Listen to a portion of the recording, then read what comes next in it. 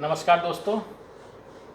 आज मैं अपनी किताब के एक अगले चैप्टर जिसका नाम है माइल्ड काउंसलिंग ऑफ किड्स, इसके बारे में चर्चा करेंगे। जनरली ये देखा गया है कि बच्चे आजकल बहुत इमोशनल होते हैं, बहुत सेंसिटिव होते हैं। गर्ल्स इस बारे में और ज़्यादा सेंसिटिव होती हैं। इस सेंसिटिविटी को देखते हुए पेरेंट्स और टीचर जो आपको पढ़ाते हैं स्कूलों में और कोचिंग में, उनको ये बात ध्यान में रखनी चाहिए कि बच्चे आजकल हाइपर सेंसिटिव हैं। कोई भी चीज़ का बहुत जल्दी उनको बुरा लग जाता है। इसीलिए टीचर्स और पेरेंट्स स्टूडेंट्स को या बच्चों को जो भी काउंसलिंग करनी है वो अकेले में, चैम्बर में या किसी कमरे में जहाँ पर कोई और व्यक्ति या और स्टूडेंट ना हो, वहाँ पर करना चाहिए। टीचर्स और स्टूडेंट्स के बीच में एक रेस्पेक्ट और एक डिसिप्लिन वाला रिश्ता होना चाहिए। पेरेंट्स के साथ में भी यही होता है कि पेरेंट्स जनरली बच्चों के सामने ऐसी बात कर देते हैं कि उनको लगता है कि हमारे पेरेंट्स का पैसा वेस्ट ना हो जाए। क्योंकि कोटा में बहुत सारे बच्चे सुसाइड करते हैं, डिप्रेशन में चले जाते हैं, उनको पढ़ाई स्ट्रेसफुल लगती है।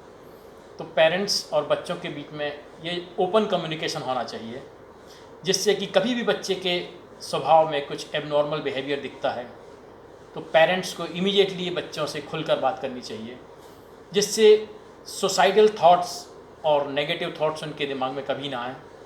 क्योंकि यही कई दिनों तक माइंड में चलने के कारण वो सुसाइडल टेंडेंसी, सुसाइडल थॉट की तरफ बढ़ते हैं। एक समय था जब फैमिलीज़ जॉइंट फैमिली होती थी, बच्चों के पास प्लान बी रेडी रहता था कि अगर मैं इंजीनियरिंग या मेडिकल में फ़ेल हो गया तो मेरे पास दूसरा ऑप्शन रेडी रहेगा, पिताजी का बिजनेस। लेकिन चूँकि 1995 के बाद से सर्विस सेक्टर बहुत तेज़ी से बूम किया है, तो लोग गांव से शहरों की तरफ गए हैं और उनके पास बच्चों को देने के लिए एक फ्लैट के अलावा कुछ भी नहीं होता है, क्योंकि वो खुद सर्विस सेक्टर में होते हैं। इसीलिए हमको ये देखना है कि बच्चों के लिए प्लान बी रेडी है कि नहीं।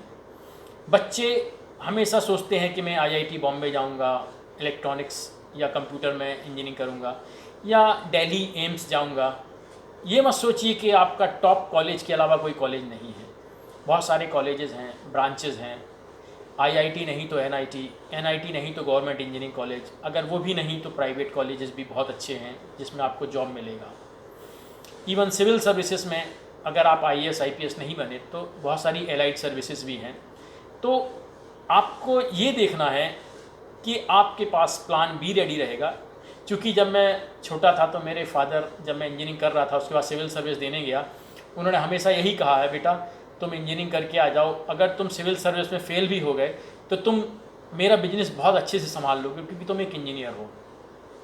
ये बात उनकी हमको बहुत बड़ा कॉन्फिडेंस देती थी और इससे मुझे कभी डर नहीं लगा कि मेरे पास प्लान बी रेडी नहीं है। क्योंकि अगर मुझे लगा कि मैं अगर सिविल सर्विस में फ़ेल भी हो जाऊँगा, बट इतना कॉम्पिटेंसी मेरे अंदर आ जाएगी कि मैं बिजनेस बहुत अच्छे से करूँगा। और वो मेरे फादर का एक सेंटेंस हमेशा बूस्टअप करता था और एक कॉन्फिडेंस देता था कि मैं कुछ ना कुछ तो निकाल ही लूँगा।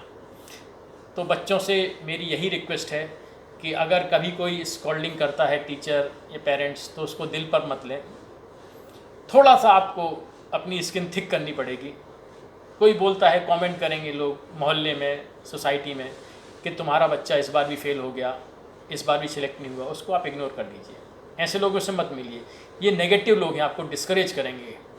तो इनसे आपको बहस नहीं करनी है, बस इनको एक अच्छा जवाब देने के लिए तैयारी अच्छे से करनी है, जिससे आप अगला अटेम्प्ट अच्छे से दे सकें।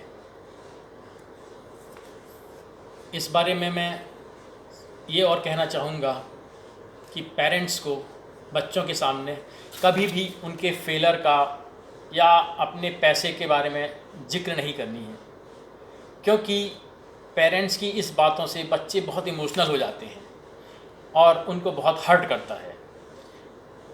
एक समय था जब मैं 11th-12th में था, 1980s में, मैंने कभी कोई सुसाइड केस नहीं सुना है। सुसाइड और डिप्रेशन ये बच्चों में अभी रिसेंट 5 से 10 साल के बीच में स्टार्ट हुआ है। जब मैं कोटा में था तो बच्चे डिप्रेशन में जाते और सुसाइड कर लेते थे। उसी के कारण मैंने ये किताब लिखी है, इस देश में कोई बच्चा पढ़ाई के कारण सुसाइड ना करे और डिप्रेशन में ना आए। तो मेरा किताब लिखने का पर्पज़ यही है।